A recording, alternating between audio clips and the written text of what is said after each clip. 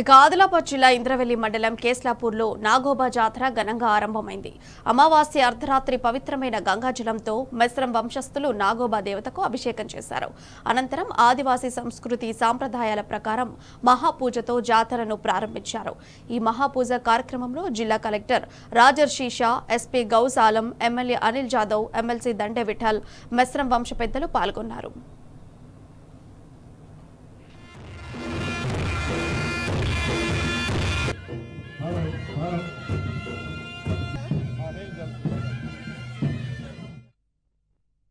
చాలా ప్రశాంతంగా వాతావరణంలో ఇది చాలా పవిత్రమైన జాతర.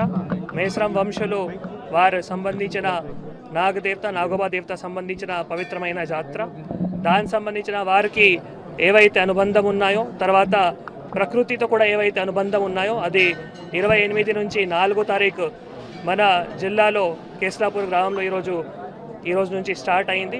ఇందాక గౌరవ ఎమ్మెల్యే గారు చెప్పినట్లు మన తెలంగాణ రాష్ట్రంతో పాటు చుట్టుపక్కల మధ్యప్రదేశ్ కానీ, ఛత్తీస్గఢ్ కానీ, ఆంధ్రప్రదేశ్ కానీ వివిధ అన్ని రాష్ట్రాల నుంచి భక్తులు ఈ రోజు నుంచి మళ్ళీ దర్శనం కోసం కూడా వస్తున్నారు. అందరికీ నమస్కారం. ఈరోజు కేస్లాపూర్ ఊరులో నాగోబా గుడిలో మహాపూజ ప్రోగ్రాం జరిగింది.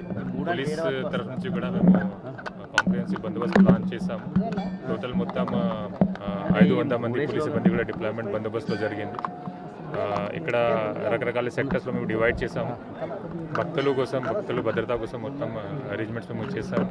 దీంట్లో సీసీటీవీ సర్వేలెన్స్ కూడా మేము నిఘా చేస్తున్నాము. టోటల్ అరౌండ్ 100 కెమెరాస్ మేము డిప్లాయ్డ్. ఇది కాకుండా డ్రోన్ సర్వేలెన్స్ కూడా చేస్తున్నాము.